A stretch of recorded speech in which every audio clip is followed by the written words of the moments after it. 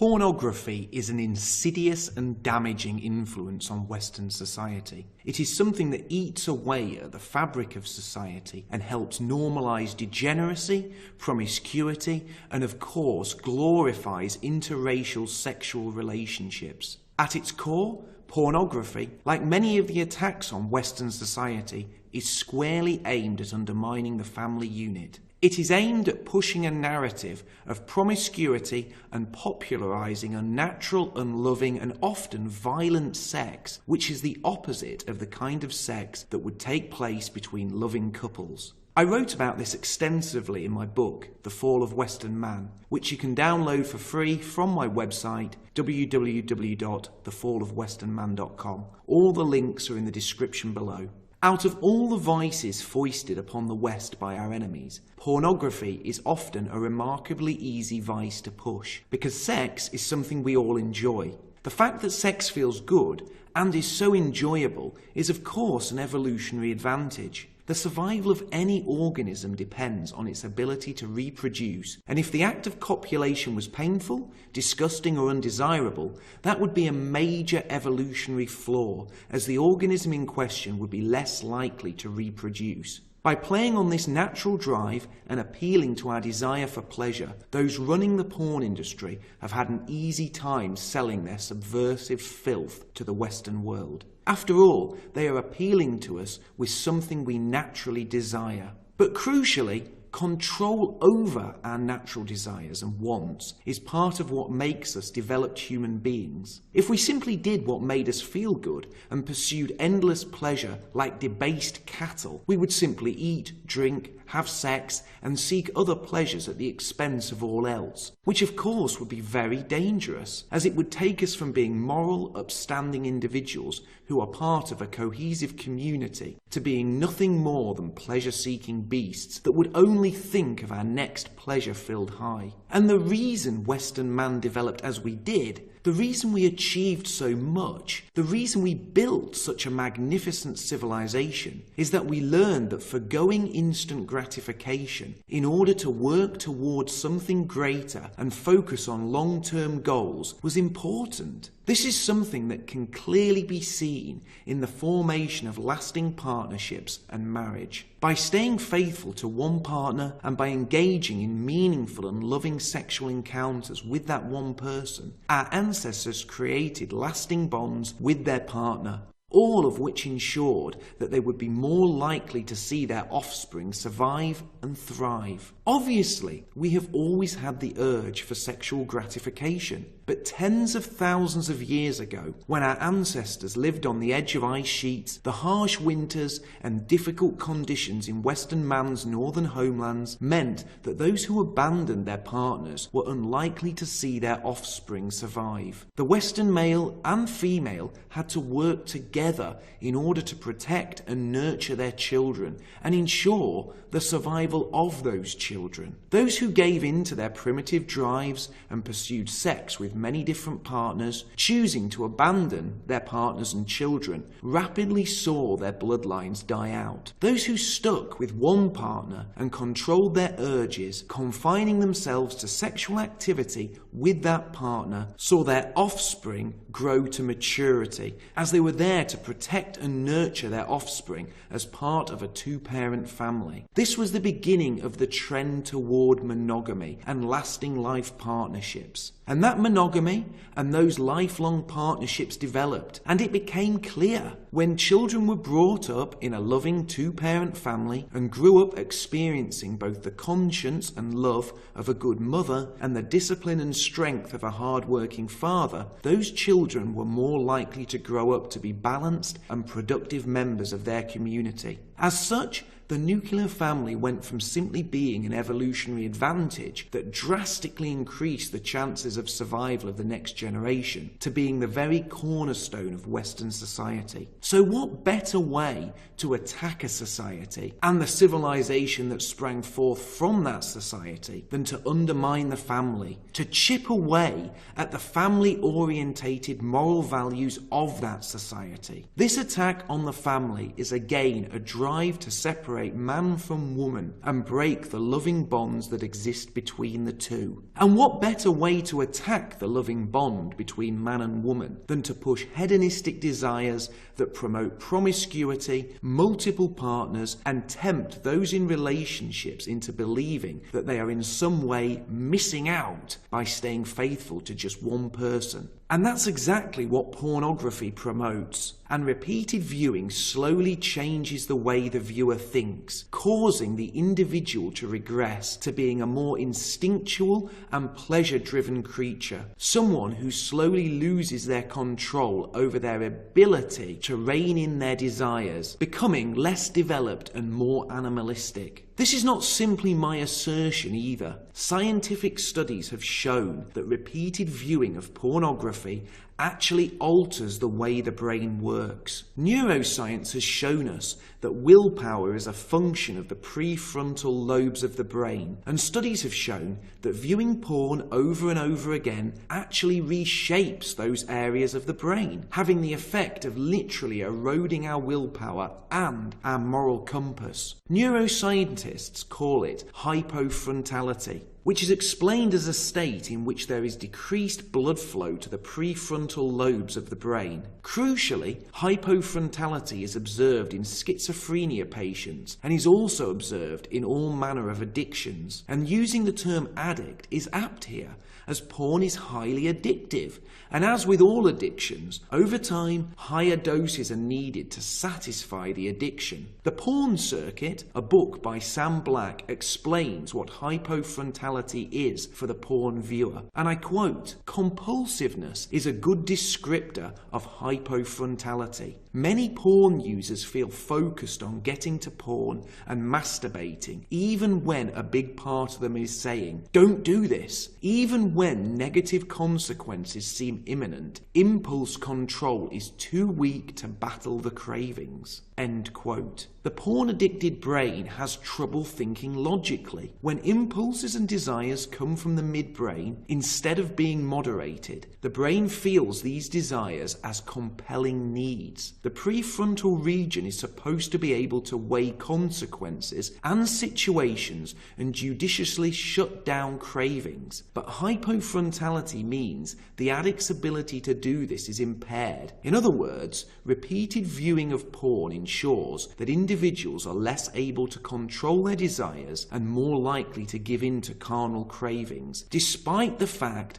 that those actions may undermine their sexual health or put at risk relationships they are already engaged in. There are two key defining factors of pornography that specifically attack the idea of a loving and monogamous relationship. The first is the promiscuous nature of porn. Pornography is simply sex for the sake of sex, pure carnal desires being fulfilled in a soulless and often degrading and debased manner. Pornography does not have a conscience for monogamy. It is by its very nature promiscuous, and the more partners, and often the more people that are involved in the sex act, the better. Both male and female performers have dozens, if not hundreds, of sexual partners over their career. This sexual variety is then seen as desirable by those who watch pornography. The idea that it is desirable to have one sexual partner who satisfies the every need of their lover is jettisoned for the notion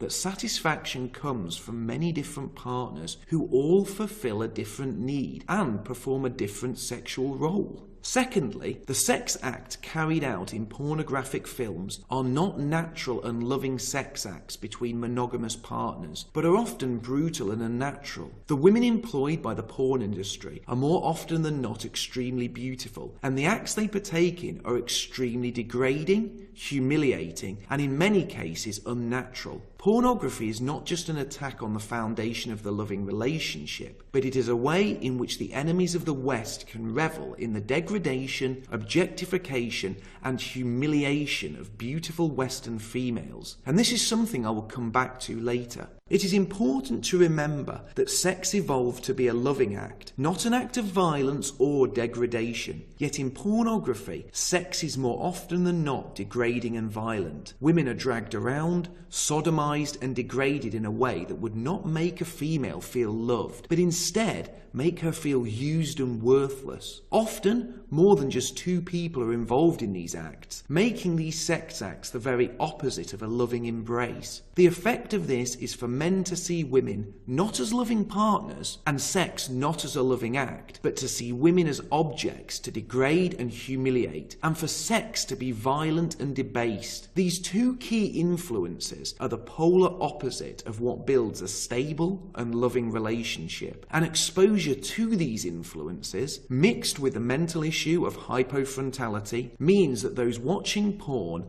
are less likely to form long-lasting relationships and would be more prone to cheat on a partner. And the consequence of that is, of course, the destruction of the family unit. But who is running the porn industry? Who is behind the pushing of this filth? Now, I'm not going to claim that all Jews are involved in this, nor am I going to claim that Jews are the only ones behind pornography. And it is clear that plenty of Europeans are also involved in the porn industry. I am sure there are also Jews who are opposed to this industry. However, bearing those caveats in mind, it is important to note that Jews do play a disproportionate role in the porn industry. The following is taken from an essay called XXX, Jews in the American Porn Industry. And yes, I did pronounce that correctly. XXX is a play on the word ethnic and X-rated. This was written by one Dr. Nathan Abrams, perhaps the world's most renowned authority on the Jewish role in pornography, and it was published in the Jewish Quarterly. And I quote, "A story little told is that of Jews in Hollywood's seedier cousin, the adult film industry. Perhaps we'd prefer to pretend the XXX didn't exist, but there's no getting away from the fact that secular Jews have played, and still continue to play, a disproportionate role throughout the adult film industry in America. Jewish involvement in pornography has had a long history in the United States, as Jews have helped to transform a fringe subculture into what has become a primary constituent of Americana. These are the true blue Jews." End quote.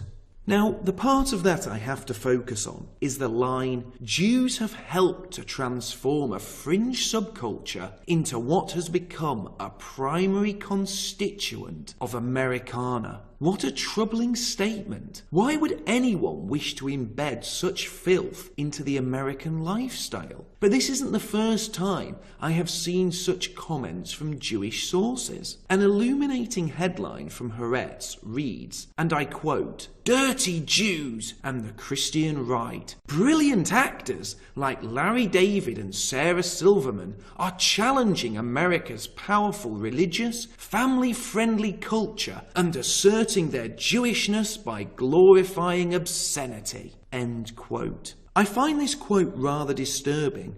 Why on earth would anyone glorify obscenity? Or worse still, attack family-friendly culture? When you attack something, you are meant to attack something that is a negative. For example, you attack drug culture, child poverty, or criminality. Why on earth would anyone attack family-friendly culture? Which is of course a positive. And what's more, why would anyone go on to praise those who carry out these attacks? Dr. Nathan Abrams goes on to conclude his piece on the Jewish role in the porn industry by stating, and I quote, "This brief overview and analysis of the role and motivation behind pornographers and performers is intended to shed light on a neglected topic in American Jewish popular culture. In light of the relatively tolerant Jewish view of sex, why are we ashamed of the Jewish role in the porn industry? We might not like it, but the Jewish role in this field has been significant, and it is about time it was written about seriously."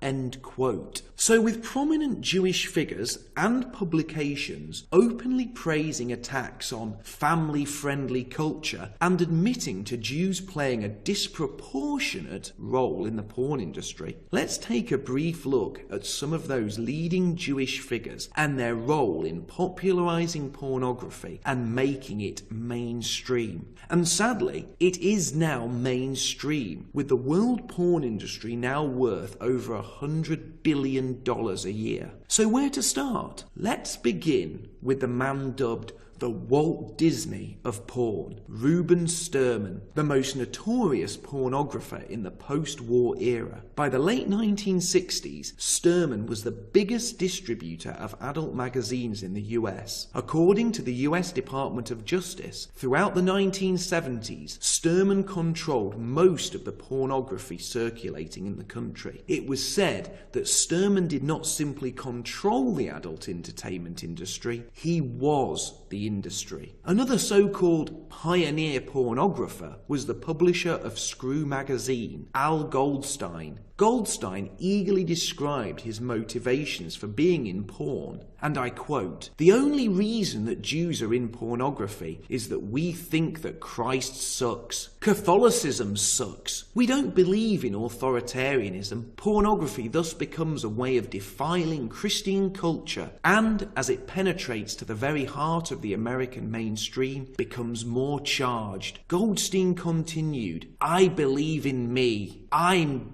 God. F God. God is your need to believe in some super being. I am the super being. I am your God. Admit it." End quote. Seth Wachowski is credited with being the pioneer of the internet pornography industry. He is the founder of Internet Entertainment Group. During the dot-com boom of the late 90s, Wachowski welcomed media attention, which made him the face of the online pornography industry. Stephen Hirsch is the founder and co-chairman of the adult entertainment company Vivid Entertainment, which is estimated to be the top adult entertainment company in the whole world. Paul Fishbein, Irv Silfkin, and Barry Rosenblatt founded Adult Video News in 1983, also called AVN or AVN Magazine. AVN is an American trade journal that covers the adult video industry. The New York Times noted that AVN is to pornographic films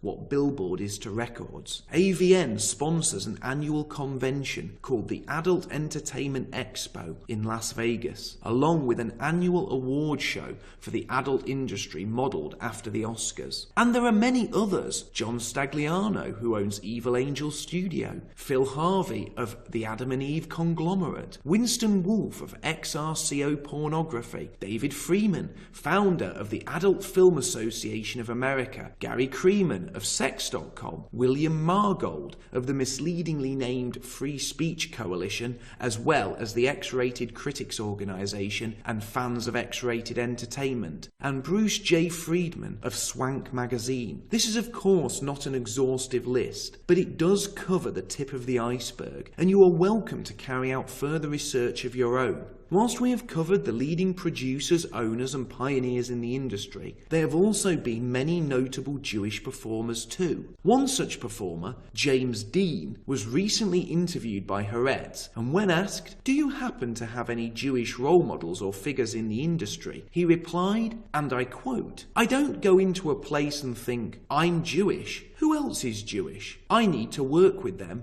Respect goes universally across all races, creeds, colours, religions, everything. The Jews know we're better than everyone else. That's all that matters. It's true. We're the chosen people. It's a fact." End quote. This telling quote about Jewish supremacy dovetails with the earlier quote from Al Goldstein, who proudly claimed Christ sucks and attacked Catholicism. Goldstein's hatred for Catholics and Christian family values isn't just an isolated case. It is something that was also dealt with in Dr. Nathan Abrahams's essay, in which he concluded that many Jews have a grudge against Christianity and WASP culture, WASP standing for White Anglo-Saxon Protestants. And I quote, "Porn is the result of an atavistic hatred of Christian authority. They are trying to weaken the dominant culture in America by moral subversion." End quote. So it becomes clear that Jewish involvement in the porn industry isn't simply driven by the desire for financial gain. Of course, financial gain was certainly a major incentive, but there seems to be other ideological reasons as well. Dr. Abrahams goes on to state, and I quote, "Pornography thus becomes a way of defiling Christian culture, and, as it penetrates to the very heart of the American mainstream, and is no doubt consumed by those very same wasps, its subversive character becomes more charged. Extending the subversive thesis, Jewish involvement in the X-rated industry can be seen as a proverbial 2 fingers to the entire WASP establishment in America." End quote. This assertion is backed up by E. Michael Jones in the magazine Culture Wars, May 2003, where he interviewed a porn industry insider. And I quote, "The leading male performers through the 1980s came from secular Jewish upbringings, and the females from Roman Catholic day schools. The standard porn scenario became, as a result, a Jewish fantasy of shtupping the Catholic shiksa, shiksa being a derogatory term for a non-Jewish female." End quote. Dr. Abrahams and others who have written on the subject seem to agree that Jewish involvement in the porn industry was driven by an underlying hatred of white Christian society, and even out of a feeling of superiority and fantasy of degrading Western females. Both of these assertions are backed up by quotes from Jewish producers and stars from within the industry. But that takes us back to something I mentioned earlier. I stated that porn is a way in which the enemies of the West can revel in the degradation, objectification, and humiliation of beautiful Western females. And that is the final core component of porn. In many cases, pornography is anti-white hatred. It depicts beautiful, young, and often angelic-looking white females being violently sexually abused. There is no doubt in my mind that those who push this filth get some sick satisfaction from watching beautiful Western females being degraded and humiliated in violent sexual acts in which they are treated like nothing more than pieces of meat. The females who star in these films are unloved, unvalued, and ultimately are portrayed as nothing more than soulless sexual objects. And this can be seen at its most extreme on a site called Blacked. Blacked is owned by Greg Lansky, a French Jew who also owns the sites Tushy and Vixen Adult Studios. Blacked is a site where white girls, described as nubiles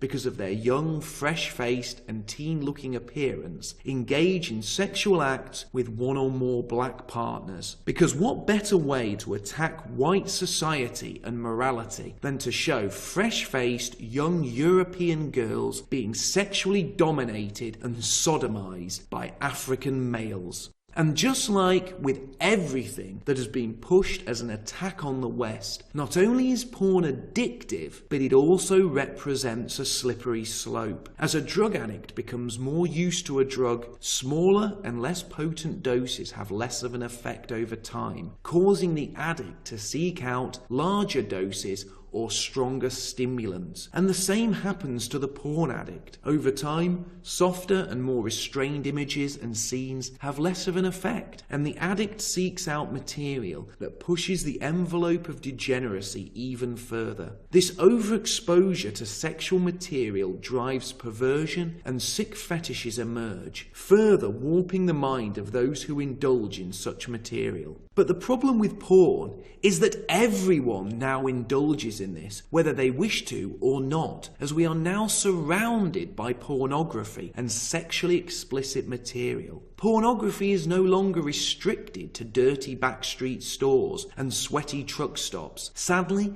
pornography is now part of the mainstream. So-called porn stars are now seen as celebrities and held up as twisted role models, and what would once have been seen as sexually explicit material is now shown on primetime television. At one time, teenage boys passed around tattered magazines with pictures of attractive, semi-naked young ladies in them. Now, these teens sit watching hardcore movies featuring sadism, masochism, sodomy, and a range of other debased acts, all streamed directly to their computers, tablets, and smartphones. But just not in Israel, where internet service providers block all porn unless people ask to view it. I take this from The Independent, and I quote, "The Israeli Ministerial Committee for Legislation unanimously approved the bill which forces internet companies in the country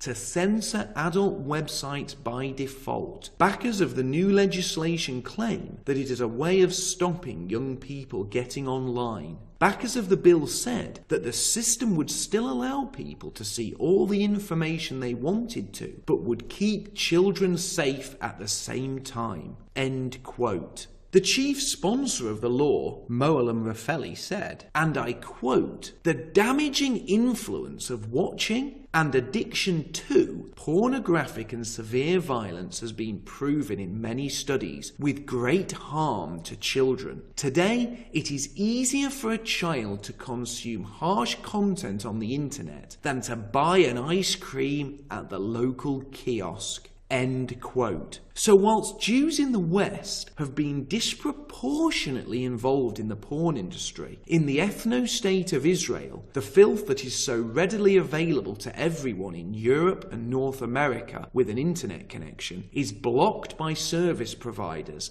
in order to protect children and shield people from the negative effects of viewing such material. This all seems rather hypocritical. While certain Jews in the West seem to revel in the negative effects of porn on the Western family unit and on Western morality, in Israel there is a powerful movement toward family values and protecting those values from damaging and degrading material. Make no mistake, porn is an assault on the West, something that undermines the cornerstone of our society, the family unit. It does so by playing on our natural sexual desires, by twisting those desires and literally warping our minds and altering the way our brains work. Porn seeks to turn sex from a natural, loving and monogamous act between two committed partners into something violent and debauched, and increases our cravings for numerous partners and leads to people seeking a promiscuous lifestyle that isn't conducive to forming lasting bonds or raising children properly. Those who push porn are not doing so because it enriches us or liberates us. They are also not simply doing so for financial gain, but they are pushing this damaging material because they have a deep-seated resentment toward us and our society. And crucially, they are doing it because porn is an attack on our family-friendly and moral culture. But there is an antidote to porn and the sexualization that surrounds us. And again, it is traditionalism and the moral values that stood us in good stead for thousands of years. We must embrace the family, and with it, the family values that helped build our great and illustrious civilization. Thank you for listening. If you enjoyed this podcast, please help spread the message by liking and sharing it on social networks. If you want to hear more from me, please hit the subscribe button, as new videos are posted every week. You can also read my book, The Fall of Western Man. It's available as a free ebook and in both hardback and paperback, and all the links are in the description below. Finally, if you want to join in the discussion with me, feel free to add me on Facebook, and you can now follow me on Twitter as well. Everyone's welcome.